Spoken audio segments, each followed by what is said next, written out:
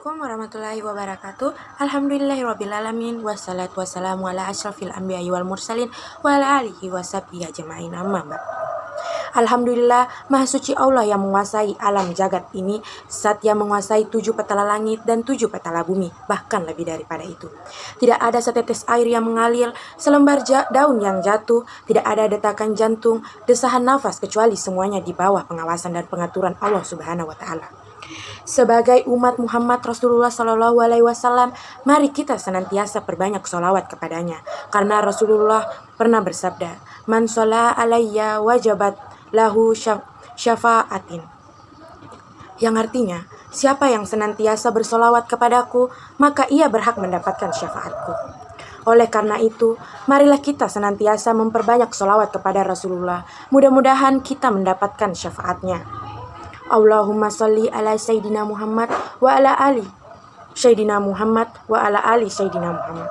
Hadirin yang dirahmati dan dimuliakan oleh Allah Subhanahu wa Ta'ala. Pada kesempatan ini, insya Allah saya akan membawakan sebuah ceramah yang berjudul Adab Buang Air dan Hikmahnya. Hadirin sekalian yang dirahmati oleh Allah Subhanahu wa Ta'ala, Islam telah memberikan pedoman hidup bagi umatnya, mulai dari hal yang besar sampai hal yang kecil. Pedoman hidup ini dibuat agar berlangsungnya hidup umat muslim dapat teratur dan terjaga. Salah satunya mengenai kebersihan diri. Islam sangat mencintai kebersihan. Hal ini telah banyak disebutkan dalam Al-Quran dan hadis. Salah satunya yaitu, sesungguhnya Allah Subhanahu wa Ta'ala itu suci, yang menyukai hal-hal yang suci. Dia maha bersih yang menyukai kebersihan. Dia maha mulia yang menyukai kemuliaan. Dia maha indah yang menyukai keindahan. Karena itu bersihkanlah tempat-tempatmu. Hadis riwayat Tirmizi. Untuk menjaga kebersihan diri selain mandi dan berwudu, kita juga perlu menjaga adab saat buang air kecil maupun buang air besar. Adapun adab-adab buang air kecil dan air besar menurut ajaran Islam, yang pertama yaitu membuang air kecil atau air besar di tempat yang tertutup. Islam sendiri mengajarkan untuk tidak membuang air besar maupun air kecil di tempat terbuka. Rasulullah Shallallahu Alaihi Wasallam sendiri mencontohkan untuk mencari tempat yang sepi dan tertutup saat ingin membuang air kecil maupun air besar. Hal ini telah dijelaskan dalam suatu hadis dari Jabir bin Abdullah radhiyallahu anhu. Beliau berkata, kami pernah keluar bersama Rasulullah Shallallahu Alaihi Wasallam ketika safar. Beliau tidak menunaikan hajatnya di daerah terbuka, namun beliau pergi ke tempat yang sepi dan jauh sampai tidak nampak dan tidak terlihat. Hadis riwayat Abu Daud dan Ibnu Majah. Adapun adab buang air kecil dan buang air besar, yang kedua yaitu agar membaca doa setiap akan masuk dan keluar kamar mandi. Tentu hadirin yang dirahmati Allah telah mengetahui ketika kita hendak memasuki kamar mandi dan hendak keluar kamar mandi, hendaknya kita membaca doa. Adapun doa sebelum masuk kamar mandi yaitu Allahumma inni a'udzubika minal khubusi wal qaba'its, yang artinya, ya Allah, sesungguhnya aku berlindung kepadamu dari setan-setan lelaki dan setan-setan perempuan. Dan adapun doa ketika keluar kamar mandi yaitu Ghufranaka alhamdulillahillazi ashaba annil azau wa afani, yang artinya, dengan mengharapkan ampunmu, segala puji milik Allah yang telah menghilangkan kotoran dari badanku dan menetapkan sesuatu yang bermanfaat bagiku. Kita tahu bahwa setan-setan menyukai tempat yang lembab dan kotor. Nah, jadi hendaknya kita sebagai umat Islam yang taat, kita hendaknya membaca doa sebelum masuk kamar mandi dan setelah keluar dari kamar mandi, agar tidak terganggu dari setan-setan atau jin-jin yang berada di dalam kamar mandi. Hadirin yang dirahmati oleh Allah Subhanahu wa Ta'ala, adapun adab yang ketiga yaitu tidak membawa barang yang bertuliskan nama Allah Subhanahu wa Ta'ala.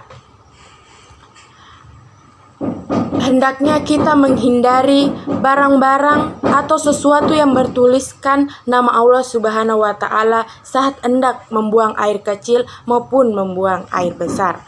Karena kamar mandi merupakan tempat yang kotor, sehingga tidak etis jika kita membawa barang yang bertuliskan nama Allah dan Rasul-Nya. Sebagai Muslim juga perlu memuliakan nama-nama Allah Subhanahu wa Ta'ala. Allah Subhanahu wa Ta'ala pernah berfirman, "Demikianlah perintah Allah, dan barang siapa yang mengagungkan syiar-syiar Allah, maka sesungguhnya itu timbul dari ketakwaan hati." Quran Surah Al-Hajj ayat 32. Namun, jika keadaan mendesak, kamu khawatir barang kamu hilang atau rusak, serta ada di tempat untuk menitipkannya, kamu diperbolehkan membawanya ke dalam kamar mandi. Namun jika itu dalam keadaan yang mendesak, ya hadirin semuanya. Adapun adab yang keempat yaitu memperhatikan langkah kaki. Hal ini perlu diperhatikan dalam hendak memasuk kamar mandi. Adab masuk kamar mandi. Setelah berdoa, kita pasti tentunya masuk kamar mandi. Kita masuk kamar mandi yaitu dengan mendahulukan kaki kiri dan keluar dengan langkah kaki kanan. Hal ini telah diriwayatkan dalam hadis dari Abu Hurairah yang berbunyi, "Sesungguhnya seseorang yang masuk dengan kaki kanan ketika buang hajat, dia akan diuji dengan kekafirannya." Hadis riwayat At-Tirmizi. Adapun hadirin sekalian yang dirahmati oleh Allah Subhanahu wa Ta'ala, adapun adab yang kelima, adab buang air kecil dan air besar yang kelima yaitu tidak menghadap kiblat. Tentunya kita mengetahui pastinya kita tidak boleh buang air kecil maupun air besar menghadap kiblat. Nah, saat kita di toilet, hendaknya sebelum kita membangun toilet, kita hendaknya menanyakan kepada tukang buatnya agar tidak membuat toilet menghadap kiblat ataupun arah berlawanannya, ataupun lawanannya artinya tidak membelakangi kiblat. Hal ini telah diriwayatkan dari Abu Ayyub Al-Ansari. Rasulullah pernah bersabda, "Jika kalian mendatangi jamban, maka janganlah kalian menghadap kiblat dan membelakanginya. Akan tetapi hadaplah ke kiri hadaplah ke kiri, yaitu arah timur ataupun barat, arah kanan." Hadirin sekalian yang dirahmati oleh Allah Subhanahu wa Ta'ala, adapun adab buang air yang keenam yaitu jangan berbicara di kamar mandi. Nah, ini merupakan hal yang sering dilakukan oleh orang-orang ketika berada di dalam kamar mandi. Pastinya karena kalau kita bosan di kamar mandi, pastinya kita bicara sendiri, menyanyi. Nah, hal ini kita harus terbiasakan agar tidak melakukannya, karena itu merupakan adab buang air maupun buang air besar. Nah, hal ini telah disebutkan dalam hadis dari Ibnu Umar radhiyallahu anhu. Beliau berkata, ada seseorang yang melewati Rasulullah Shallallahu Alaihi Wasallam dan beliau sedang kencing. Ketika itu orang tersebut mengucapkan salam, namun beliau tidak membalasnya. Para ulama telah menyampaikan bahwa hukumnya makruh jika berbicara di dalam kamar mandi, sehingga kita dianjurkan untuk berdiam diri, atau paling tidak jika ada orang yang memberi salam, kita hendaknya berdiam atau agar orang itu tahu agar orang tersebut tahu kita berada dalam kamar mandi, kecuali kita dalam situasi terdesak sehingga kita perlu bicara. Nah, hadirin sekalian, adapun Adab buang air kecil dan air besar yang ketujuh yaitu membersihkan dengan menggunakan tangan kiri.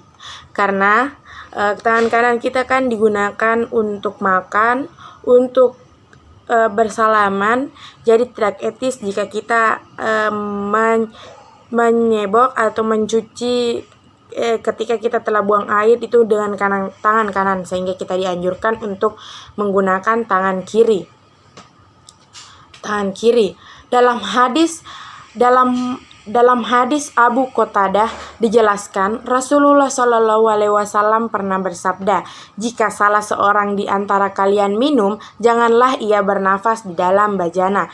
Jika ia buang hajat, janganlah ia memegang kemaluan dengan tangan kanannya. Janganlah pula ia beristinja dengan tangan kanannya. Nah, jelas, jadi kita tidak boleh menggunakan tangan kanan untuk menyebok atau membersihkan bekas-bekas kotoran yang telah kita buang. Nah, hadirin yang dirahmati Allah, adapun adab yang ke-8 yaitu tempat-tempat yang dilarang buang air besar maupun air kecil, yaitu tidak boleh membuang air besar maupun air kecil yang di tempat bernaungnya manusia, seperti di pinggir jalan, di bawah pohon, dan di samping kuburan. Nah, sering sekali kita dapatkan orang membuang air itu di bawah pohon jika keadaan yang mendesak.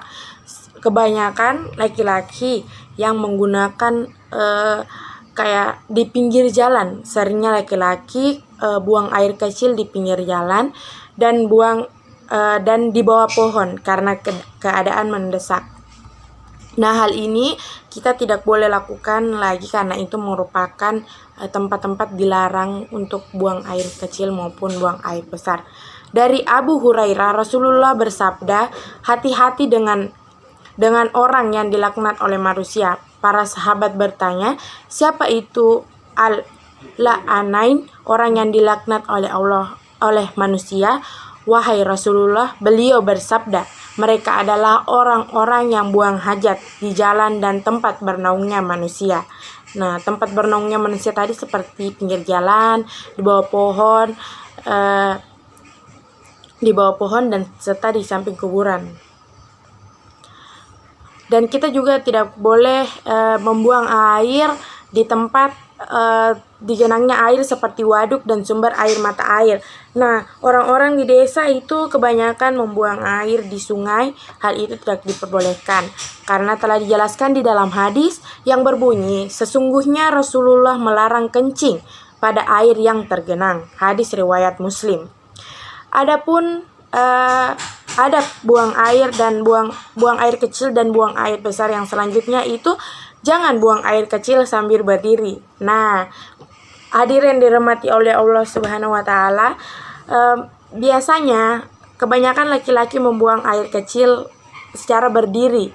Adapun di masjid-masjid itu biasanya atau di kafe-kafe itu biasanya telah dibangun atau dibuatkan WC khusus untuk laki-laki yang cara kencingnya itu berdiri. Nah, hal ini tidak diperbolehkan dalam Islam karena itu hukumnya makruh. Sayyidah Aisyah menjelaskan diriwayatkan dari Aisyah radhiyallahu anhu, beliau berkata, barang siapa yang berkata bahwa Rasulullah kencing dengan berdiri, maka janganlah kalian benarkan. Rasulullah tidak pernah kencing kecuali dengan duduk. Hadis riwayat An-Nasai. Selain itu, duduk dan berlama-lama di kamar mandi juga tidak diperbolehkan. Nah, di sini pasti banyak yang jika membuang air besar maupun air kecil, khususnya air besar, pasti berlama-lama dalam kamar mandi. Hal itu tidak diperbolehkan karena kamar mandi itu merupakan tempat yang kotor dan menjadi tempat tinggal jin dan setan-setan, karena jin dan setan menyukai tempat yang lembab dan kotor. Nah, itulah tadi adab membuang air kecil maupun air besar dalam Islam beserta dalilnya yang harus kita ketahui bagi umat muslim sekalian. Nah, Nah, jamaah yang dirahmati oleh Allah Subhanahu wa taala, itulah tadi ceramah singkat mengenai adab buang air beserta dalil-dalilnya. Lebih dan kurangnya mohon dimaafkan. Wabillahi taufiq wal hidayah. Wassalamualaikum warahmatullahi wabarakatuh.